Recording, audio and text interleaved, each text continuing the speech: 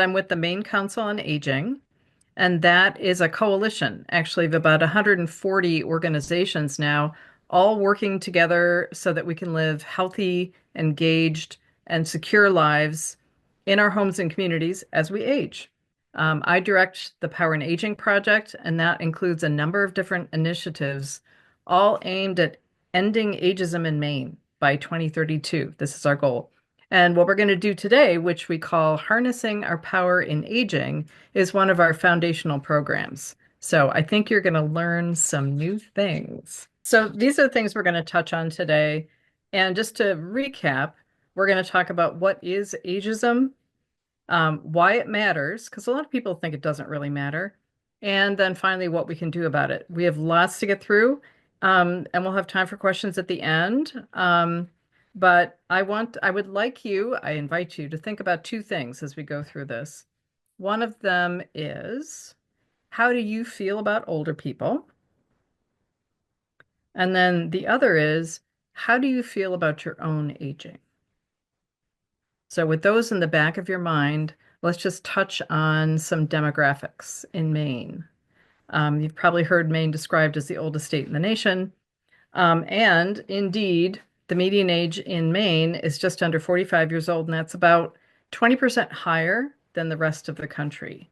So there is a higher proportion of older people in Maine, which is something that we need to keep in mind. So Maine is in the forefront, it's in the lead on aging.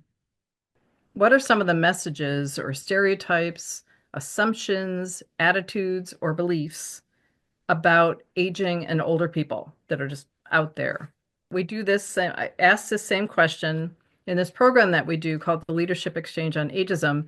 And that's about 25 people who get together and spend 4 weeks, about 14 hours total, learning about ageism and figuring out how they are going to take action in their spheres of influence to address ageism. So we ask the same question that I just asked you. And then we create a word cloud that shows what people said. And here's an example of one of those. And you can see technologically challenged is a big one. Decline is inevitable. There's a few positive things in here like wise, but set in their ways, grumpy. This is what people came up with. And this was not when they first walked in the door. They'd already been talking about ageism for about 6 hours at this point. And I heard this and I didn't believe it, that every time we do this exercise, the result, this word cloud, is almost exactly the same.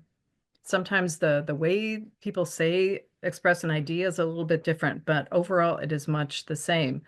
It's almost like these ideas live in our heads. And they kind of do, and we're going to talk about that. I don't know if anyone has heard this term, the silver tsunami, and you have to say it that way. So this idea is like for the last 30 years or so, we've been hearing about the silver tsunami or things like that. Literally a gray wave of sedentary, medically needy old people is going to crash down on all of us, ruin everything. And you can see these children in this picture are terrified. So this reflects a certain way of thinking and feeling about older people, not a very positive one. This wave here is something that an artist created listening to people at one of our annual summits. We have a summit, and in this activity, people were talking about actions they were taking to reduce ageism, to promote age positivity. There was an artist listening, and she drew this as a positive wave of change. So this is the wave we're riding. We're not doing that gray tsunami crashing down on everybody. We're doing the positive wave of opportunity. Much, much more positive.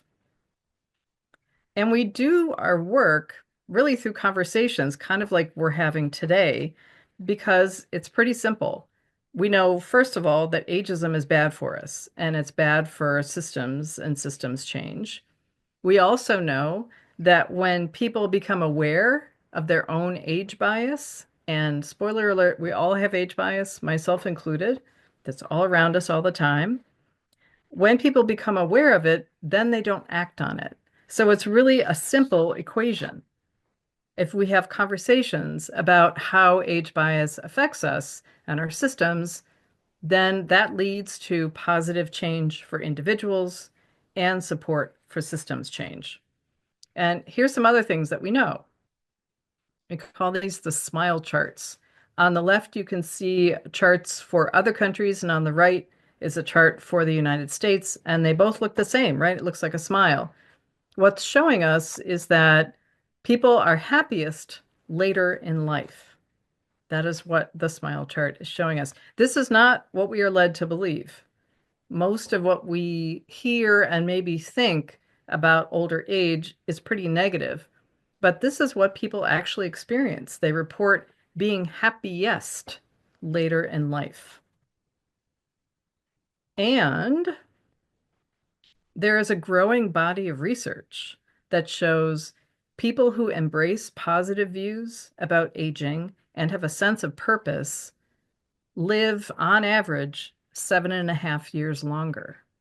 And it's not just more years, they're good years. That's lower rates of depression and anxiety, fewer chronic conditions, less dementia, etc. These are the health effects of age positive views. And another part of this reality, and these QR codes, this little box in the lower right-hand corner, that will take you to a website where you can get a copy of this report that I'm going to talk about from the Stanford Center on Longevity. So over the last century, human longevity has increased significantly, about 30 years. But our systems and our assumptions and how we do things haven't caught up. It used to be that life for most people was kind of three big chunks of time. The first, you grow up, you get an education. And the second, you enter the workforce. Maybe you have a family. And the third, you retire. And it used to be that most people passed away not too many years after they retired. But if we're now living 30 years longer, those 30 years tend to be tacked on the end. So people are in retirement for a long time, still very vibrant and vital in many cases, but not engaged in the way that they could be. So the Stanford Center on Longevity and others have created tools to help us rethink because this doesn't fit anymore. They call theirs the new map of life. And it's just a kind of a different approach to how we maintain thriving across what could be 100 years of a lifespan. The question is, what's holding us back? That sounds good. We have longer lives. People are happiest latest in life. There's all these health benefits to thinking age positive views. So, what's holding us back? And more specifically, what is keeping us from seeing the vibrant older people who are all around us? These are some photographs of people in Maine, older people in Maine, who are working and creating and contributing, and we don't tend to see very much of this outside of our own direct experience. So why is that? Surprise, it's ageism. And we're going to talk about what that is. So, what's a definition of ageism? Ageism simply is stereotyping, prejudice, bias, or discrimination on the basis of age. Stereotyping is how we think, and then that affects how we feel, prejudice and bias, and then how we act, and that's discrimination. It can show up as discrimination against older people and also sometimes against younger people. It also shows up as an idealizing of youth, and we'll talk about that and give some examples. And it's not just a problem in this country. It's a worldwide problem. And in fact, the World Health Organization has called ageism one of the biggest health challenges facing humans. So that's a pretty big deal. So how does ageism work?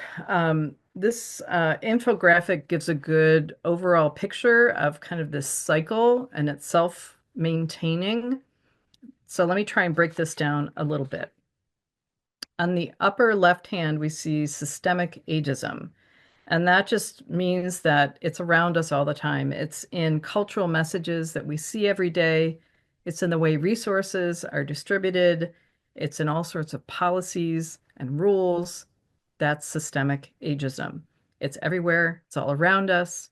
And as a result, it feels normal. It feels like just the way things are. And then if we go around the cycle, internalized ageism, that is what happens when we live inside of systemic ageism. It affects how we think. It affects our beliefs and our attitudes, like we saw in that word cloud at the beginning. That's the internalized ageism. And then we bring our ageism that we've internalized with us wherever we go into our interpersonal interactions. That's interpersonal ageism. We do things like buy mean birthday cards. If you go into a greeting card aisle, you can see like there's cards that are pulled out for specific older ages, and they get kind of meaner as you get older. We also do things like talk about senior moments instead of forgetfulness, which can happen at all ages, and even compliments. If you, there's a really powerful video that AARP put out. If you search for why you should stop giving this compliment, you will find that video, and I think you'll find it very eye-opening. So that's interpersonal ageism. And then people are what make up institutions, and the policies and the practices they follow. So that's institutional ageism. With all these things together, we have systemic ageism, and it just keeps going. So let's take a look at the cultural messaging that I mentioned before. And these are just a couple examples of how we are surrounded by ageist messages. The one on the left, Postmates, is a food delivery service. And so they're making their pitch for why you need your food delivered. They're saying you really need a cake, and you need a whole cake because you're turning 30, and that's like turning 50, which is basically dead. So that's their way to make you feel a sense of urgency about why you need food delivery, because turning 30 or 50 is so awful. And on the right, we see something that we see everywhere about fighting aging and looking younger. And another example is magazines, particularly women's magazines, but men's magazines, unfortunately, are catching up. These messages are just all around us, and they seep in, even if we don't intentionally think this way. If you're always seeing fight aging and look younger and in advertisements, you take it in, you absorb it, and it affects how you see things. The overall message over and over and over is that the goal is to be or look young. So that is all around us all the time. And at the same time, ageism involves invisibility. These are two examples of organizations that are trying very explicitly to be inclusive. So they're saying we welcome everyone, and they don't just say everyone, they specifically say all races, all religions, sexual orientations, genders, et cetera, et cetera. But what is missing here? If I'm an older adult, can I look at these lists where everyone is specifically mentioned as being welcomed or being included? Do I see myself there? Not explicitly. So between the ageist messages, the cultural messaging, the ageism in our interactions, internalized ageism, studies found that fully 82% of adults between the ages of 50 and 80 years, which is a lot of people, say that they experience ageism day to day. So just think about how many people are being bombarded with these messages day in and day out. So why should we care? What are some of the impacts of, like, what does this mean? What does this do? All this ageism. We're going to look at examples in just two areas. There's lots of different areas, but we're going to look at examples in the workplace and in health. So in the workplace, the impacts of ageism can show up on multiple levels. For individuals, ageism can mean that later in life, people face economic challenges. And this is particularly true for older women for whom a lifetime of earning less on average and maybe needing to step out of the workforce to care for a family member. These all lead to a higher proportion of older women who don't have the resources to meet basic needs in life, later in life. Ageism in the workplace also shows up at systemic levels, taking a big bite out of our gross domestic product, estimated to be 850 billion back in 2018. There's also workforce shortages, which you've probably seen news stories about that now and again. This has been flagged as a critical issue in Maine. Older workers are part of the solution, but often that doesn't register because ageism gets in the way. Then we talk about health. Ageism drives poorer outcomes and a lot of needless suffering for older adults, and also big financial costs. There was a first of its kind study in 2020 looked at just one piece of the economic cost of ageism in healthcare and found that it costs the US economy $63 billion. Ageism drives both undertreatment or dismissing the treatable health conditions of older patients as just normal aging. And that leads to conditions becoming more acute and more expensive, so costing more money. Ageism also drives overtreatment or cookie cutter approaches based on a person's age, including prescription of expensive medications. Um, but as I said, I think, a more important outcome is just a lot of needless suffering. Um, we saw some pretty extreme examples of this during the COVID pandemic when the death rates were highest among people over 50.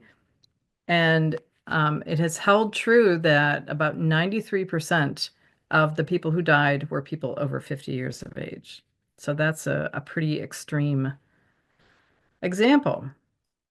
Just take a pause and ask yourself, now that we've looked at some of the negative impacts of ageism, just think about how ageism might be playing out, how it might be showing up closer to home, in your community, your work, etc.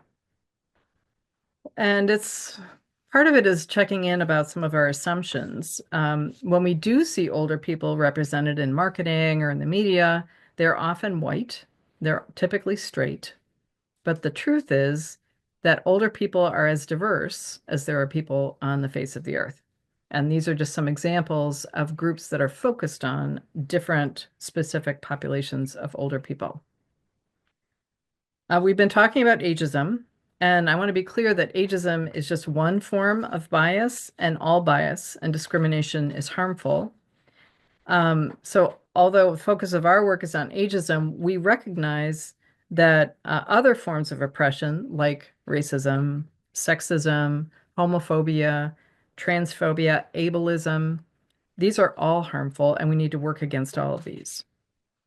And when a person is identified as a member of more than one of these groups, the impacts are cumulative. I like this illustration of multiple rain clouds raining on you. It's sort of a more concrete way to see this idea that they accumulate, the negative effects accumulate and rain down on you. This is one way to think of the concept of intersectionality. Another thing that is different about ageism is that if we're lucky, everyone ages. So I want to look at one example of this intersectionality, that concept, what that means for people. And this is an example related to the percentage of people who live in poverty. You can see on the left that across the lifespan, women, shown in the orange line, are more likely to be living in poverty than men, who are shown as the gray line on the left. And if you add race to that on the right side, the percentage of population living in poverty, women of color across the lifespan are more likely than white women to live in poverty. So you can kind of see where it's male, and then you add gender, and it's higher proportion of people living in poverty. You add race to that, and it's even higher. It's just a way to more concretely think about what this means for real people. An age equity lens helps us to think about this a little bit differently. It's an important tool for overcoming some of these negative effects that we've been talking about of ageism. This graphic in green was developed by the Robert Wood Johnson Foundation to help people understand the difference between equality and equity, because a lot of people think they're the same thing. On the top, you can see everyone gets a bike. That's fair, right? It's the same bike, but it works well for one person. You can see it's either too big, it's too small, or it's not adapted to your needs. On the bottom, which is equity, everybody gets a bike, but it's a bike that is adapted to what they need. Age equity is adds more intentional consideration of the needs of older people, like people who may not be able to operate a bike. So we've added in this slide, the lower left is the logo for the Portland Wheelers, which is a group that uses special bikes to get people out and enjoying the ride, even if they can't operate a bicycle themselves. So why does that matter? Like I said, using an age equity lens can help us interrupt those negative impacts of ageism and rethink. A lot of this is about rethinking. So it's rethinking. The first bullet here is about intentionally considering how things affect older people. How does this approach, this rule, this decision, this product, how does it impact older people, whether those clients, residents, neighbors, etc.? The second is about taking a step back to rethink the underlying values and assumptions, and whether those are fair and equitable across the age span. And finally, just rethinking how we can support purposeful and secure living later in life. It's a lot of rethinking. And it's not older versus younger, us versus them. It's really the power of multiple generations together. And if you think about the different gifts that multiple ages bring to the table, different experiences, different knowledge, expertise, that is what is going to be most powerful for communities, for workplaces, really for any groups of people. So we want to flip the script on a lot of the rethinking is about flipping the script. One time, if you remember that word cloud that we looked at the beginning with all those negative ideas about aging and older people, one time we did that exercise and the group of people got kind of upset. And they said, wait a second. No, because that's not the whole picture. That's not what we want to emphasize. Let's do it again and let's think about positive stereotypes and messages and assumptions about aging and older people. And this is what they came up with. So, what that means is that this is also in our heads, this also lives in our heads, but we need to pause and get past some of the cultural messaging in order to get to this and have this be what we elevate. Okay, so I think we're convinced. So, how do we start? One thing is language. Language matters. There was some research that was done on what different terms that are used to refer to older people, what they convey to Americans. You know, what when you hear a certain word, what do Americans think? And this is what it said, that when most Americans hear the word senior, what they think is least competent. Of all the ways you could refer to older adults, senior in the minds of Americans was it signaled the least competent and it signaled the oldest. And at the other end of the spectrum, when the term older adult was used, that signaled to Americans most competent and youngest. Right or wrong, this is not what we intend with words. I know a lot of people use the term senior. I know it's in a lot of names of things.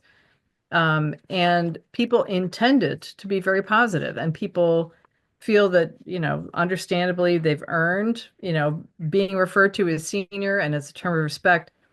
But it's important to know that this is what most Americans hear when we use different terms, just so we know. So, just some recommendations. It's always a good idea to refer to people in the way that they prefer to be referred to. And beyond that, to the best bets are older adult or older person, things like that, or to specify an age group. If you're talking about people over 60, just say people over 60. The term elder is a little bit of a special case in some communities. For example, among Black, Indigenous, people of color, or BIPOC communities, and also in the LGBTQ community. Elder is a term of respect and reverence for the older leaders in the community. Um, the most otherizing negative term is the elderly, and it's usually got the on it because it's meant to be those people over there. People referred to with that term really don't like it, so that is important to be aware of. So the terms we use are important. Also, the way we speak is important. How we speak to older adults, and that brings us to elder speak. I don't know if people have heard of this term before. These are some of the characteristics of speaking slowly and loudly, often in a higher pitched voice.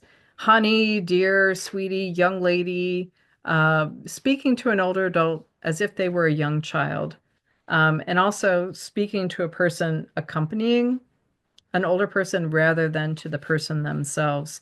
These are all characteristics of elder speak. It's unfortunately quite common in social service, in healthcare, in retail, um, and people people really don't like it. And we'll look at that. So why not? Why should we not do this? Because it's people experience it as degrading and patronizing. They feel powerless. It also, my favorite is this last one. It increases challenging behavior when you use elder speak. And that I think is because people really don't like it. One thing I didn't expect when we've been talking about elder speak is sometimes people get upset because they have spoken this way and they intend it to be kind and gentle and welcoming, and sometimes can't really believe that this is actually how it comes across. It can be really upsetting for people. And, sometimes when we become aware of how things are landing with other people, if we don't intend it that way, it is upsetting. But so a good rule of thumb is if you wouldn't say a certain thing or say something in a certain way to a middle-aged adult, then don't say that thing or say it in that certain way to an older person. So, reducing age bias starts with each one of us, and here are some pretty simple things that we can all do. Don't be a part of ageist messages. Those birthday cards, just say no, thank you. Look for things that are more positive. And another thing is to practice helping other people see ageism and ageist comments and things like that and it takes a little practice. We're going to give you a tip sheet. You're going to get one by email on how to do this because it is a little uncomfortable when you first do it to say, hey, that actually, what you just said was ageist and I didn't land well, and here's why. These are pretty simple, but they do take some practice, as I said. What if we, each of us, could shift our perspective, how we perceive aging, how we perceive older people, how we perceive our own older selves? What if we, each of us, could avoid those negative impacts that I was talking about? And there's many more examples of negative impacts of ageism. And what if we, each of us, could benefit from the longer life and healthier life and all those wonderful things that we talked about, the benefits of age positivity? What could be possible? if we did all those things. Maine Council on Aging is here to help, and these are some of the initiatives that we are operating to all toward ending ageism in Maine and beyond. There's people in other states who are very interested in the work that we're doing. Um, so one is the Leadership Exchange on Ageism, which I mentioned at the beginning. That's an intensive 14-hour over 4 weeks experience that leaders come together in groups of about 25 people just to work on this together and talk with other people who are also doing this rethinking that we've talked about. We've done some intensive evaluation of this program, and it shows that people go through it and they take rapid action in their spheres of influence to reduce ageism, and they feel great about it. It's very energizing and positive, and we need a lot of that these days. At this point, over 300 people in Maine have graduated from the Leadership Exchange on Ageism. That was so popular. People, a CEO, for example, would go through the Leadership Exchange on Ageism, and then they would want the rest of their leadership team to go through the same program so that they could also understand the changes that the leader wanted to make. So we created a program just for leadership teams or for small organizations called Disrupting Ageism Intensive. So we work with a specific organization. We talk about ageism and age positivity and how it applies to a specific organization. And then they can set goals about what they would like to change for themselves and how they operate. So it's a much more focused on a specific organization. We do power and aging presentations like we're doing right now. We've reached thousands of people that way, and that's kind of how folks first learn about ageism and why it's important and what they can do. We have another program called Community Conversations, which is just groups of people who identify as a community, usually about 15 folks. And it's a much more casual 4 week program where people get together once a week in person or virtually and just talk about what it means to be growing older in an ageist society and what people can do differently.